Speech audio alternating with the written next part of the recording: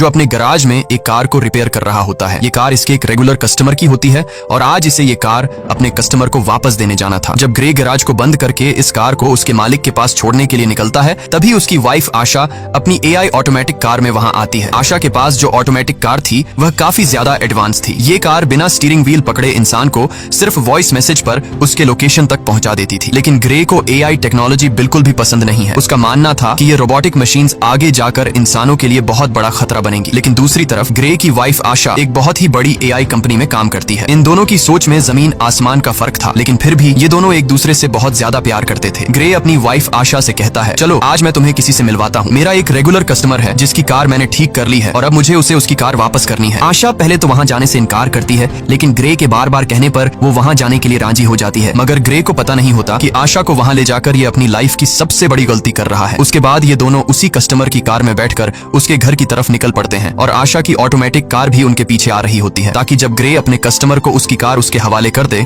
तो ये लोग अपनी ऑटोमेटिक कार में घर को वापस आ सके। वहाँ पहुँचने पर ग्रे अपनी वाइफ को एक आदमी एरन से मिलवाता है। तब ग्रे की वाइफ उसे देखकर काफी हैरान रह जाती है, क्योंकि एरन एक बहुत बड़ी टेक कंपनी का मालिक था। उसकी कंपनी AI ऑटोमेटिक चीजें बनाती थी। यहाँ आशा अपने हस्बैंड ग्रे से कहती है, तुमने मुझे पहले क्यों नहीं बताया कि तुम मुझे एरन से मिलवाने ला रहे हो। असल में एरन ही ग्रे का रेगुलर कस्टमर था। लेकिन यहाँ हम देखते हैं कि एरन का नेचर थोड़ा अजीब सा था। उसे यह भी नहीं पता था कि जब किसी से मिलते हैं तो किस तरीके से मिला जाता है। आशा एरन से कहती है, मैं भी एक AI टेक कंपनी में काम करती हूँ जो जल्द ही तुम्हारी कंपनी के बराबर में आ जाएगी। जिस पर एरन मुस्कुराते हुए कहता है, ऐसा कभी नहीं हो सकता, चलो दिखाता हूँ क्यों। और फिर एरन उन दोनों को अपनी लैब में ले गया। वहाँ एरन ने खुद का बनाया हुआ एक स्पेशल चिप बताया जो कि एक AI यानी आर्टिफिशियल इंटेलिजेंस चिप थी, और उस चिप को उसने नाम दिया था स्टेम। वो बताता है कि ये चिप कुछ भी कर सकती है क्योंकि इसमें बहुत सारे पावर्स हैं और इससे तेज दिमाग आज तक किसी ने भी नहीं बनाया। इस इन्वेंशन को देखने के बाद ग्रे और उसकी वाइफ अपनी इलेक्ट्रिक कार से घर वापस जा रहे होते हैं। कार ऑटोमेटिक मोड पर थी। आशा और ग्रे गाड़ी के पिछले सीट में रोमांस में मसरूफ थे, लेकिन तभी अचानक से उनकी कार अपने रास्ते से भटककर दूसरे रास्ते पर चलने लगती है। ग्रे ये नोटिस कर लेता है कि कार वहां पर नहीं जा रही जहां उसे जाना चाहिए। तब ग्रे की वाइफ अपनी कार को वापस घर के रास्ते पर चलने के लिए कहती है, लेकिन वो कार कहती है कि सिस्टम में कोई खराबी आ गई है। ग्रे मैन्युअली कार की ब्रेक दबाकर उसे रोकने की कोशिश करता है, जिससे कार रुकती नहीं बल्कि उसकी स्पीड और ज्यादा बढ़ जाती है। ये दोनों कार को रोकने की काफी कोशिश करते हैं, लेकिन कार को नहीं रोक पाते, जिसकी वजह से उनकी कार स्पीड ब्रेकर से टकरा जाती है और उलट जाती है। लकीली इस एक्सीडेंट में इन दोनों को ज्यादा चोटें नहीं आती और ये दोनों बच जाते हैं। ये लोग कार से निकलने की कोशिश कर रहे होते हैं कि तभी वहाँ पर एक गाड़ी आकर रुकती है, जिसमें से 4 लोग बाहर आते हैं और वो इन दोनों को कार से बाहर निकालकर पकड़ लेते हैं। उसी जगह पर एक पुलिस ड्रोन कैमरा भी ऊपर से सब कुछ शूट कर रहा होता है, जो उन 4 लोगों को पहचानने की कोशिश कर रहा था, लेकिन ड्रोन उन्हें नहीं पहचान पाता। यहाँ ग्रे को लगता है कि शायद ये लोग चोर हैं। वो उन लोगों से कहता है, प्लीज हमें छोड़ दो और बदले में तुम बेशक हमारी गाड़ी, पैसे सब कुछ ले लो। लेकिन वो लोग ग्रे की कोई बात नहीं सुनते और उनमें से एक आदमी ग्रे की वाइफ को शूट कर देता है। ये देखकर ग्रे पूरी तरह से सुन्न हो जाता है। ग्रे की आंखों के सामने उसकी दुनिया उजड़ गई। वो तेजी से चीखने लग जाता है। उसके बाद ये लोग ग्रे को पकड़कर पहले उससे खूब मारते हैं और फिर यह लोग ग्रे को भी गर्दन के पीछे गोली मार देते हैं। ये लोग ग्रे और आशा का सारा सामान चोरी करके वहाँ से चले जाते हैं। ग्रे की सांसें अभी भी चल रही थीं और वो अपनी आंखों के सामने अपनी वाइफ को तड़पता हुआ देख रहा था, लेकिन ग्रे कुछ भी नहीं कर पा रहा था क्योंकि उसकी बॉडी का कोई भी पार्ट नहीं हिल पा रहा था। और फिर ग्रे की आंखों के सामने उसकी वाइफ की मौत हो जाती है। कुछ देर बाद वहाँ पर पुलिस आ पहुंची। उन्होंने आशा की बॉडी को पोस्टमार्टम के लिए भेज दिया और ग्रे को हॉस्पिटल में एडमिट कर दिया। हॉस्पिटल में 3 महीनों तक इलाज चलने के बाद ग्रे की जान तो बच गई, लेकिन अब वह चलने के काबिल नहीं था। गर्दन के नीचे गोली लगने की वजह से उसका स्पाइनल कोड टूट गया। कंधे से नीचे उसका पूरा जिस्म पैरालाइज्ड हो गया। और फिर 3 महीनों बाद ग्रे को घर वापस लाया जाता है और यहाँ पर ग्रे व्हील चेयर पर होता है क्योंकि उसके सिर के अलावा पूरी बॉडी बेजान थी। अब ग्रे कोई भी काम नहीं कर सकता था, इसीलिए उसका काम करने के लिए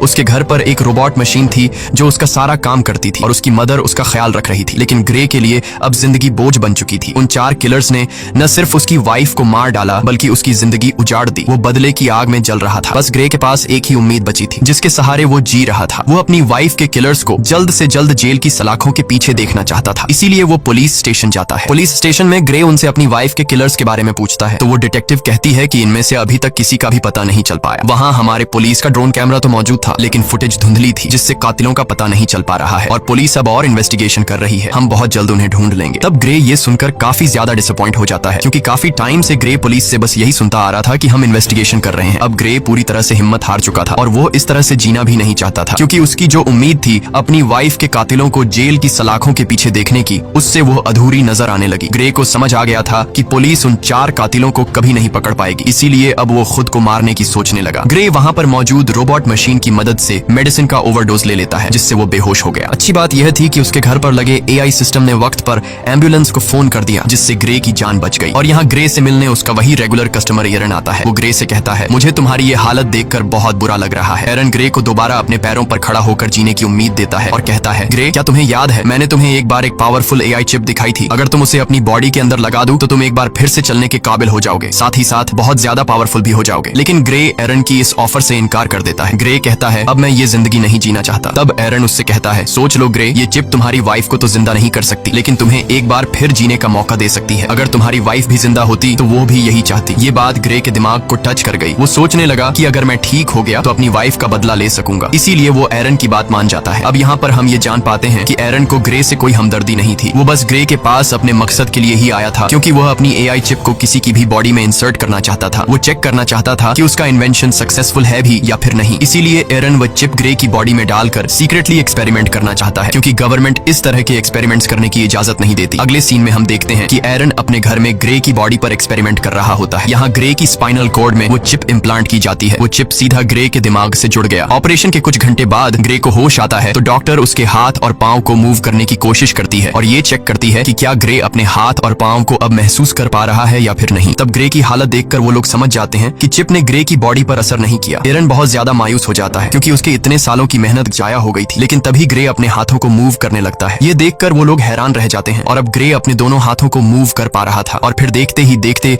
ग्रे अपने दोनों पैरों पर खड़ा हो जाता है। खुद को ठीक होता देखकर ग्रे बहुत ज्यादा खुश हो जाता है। अब वो पहले से भी ज्यादा पावरफुल खुद को फील करने लगा। एरन भी अपनी एक्सपेरिमेंट को सक्सेसफुल होता देखकर काफी खुश हो जाता है। फिर यहाँ पर एरन ग्रे से एक कॉन्ट्रैक्ट पर साइन करवाता है, जिसमें वो किसी को भी नहीं बताएगा कि वो चल सकता है और उसे सबकी नजरों में पैरालाइज्ड बनकर रहना होगा, क्योंकि अगर गवर्नमेंट को पता चला कि ग्रे चिप के जरिए दोबारा से चल पा रहा है तो एरन को अरेस्ट कर लिया जाएगा और ग्रे की बॉडी से उस चिप को निकाल लिया जाएगा, क्योंकि उस चिप को किसी की बॉडी में इंजेक्ट करना इलीगल है। उसके बाद ग्रे अपने व्हील चेयर पर बैठकर घर आ जाता है। यहाँ उसे पता चलता है कि उसके लिए डिटेक्टिव का भेजा एक पैकेज आया है, जिसमें ग्रे की वाइफ की पोस्टमार्टम रिपोर्ट और उसके केस से रिलेटेड कुछ इन्फॉर्मेशन